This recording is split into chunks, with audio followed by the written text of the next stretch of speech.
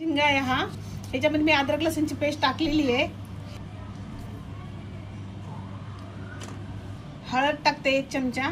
हळद 1 चमचा. हा जिरा पावडर, धनिया पावडर आणि हे लाल तिखट आहे.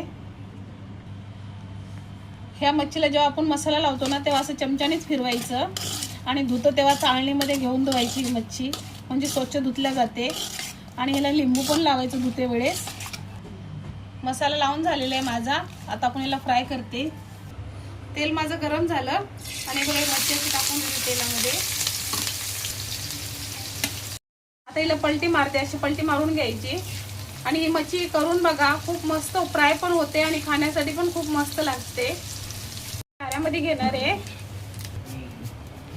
ते बघा, पूर्ण तेल नितळलेलं आहे याचं.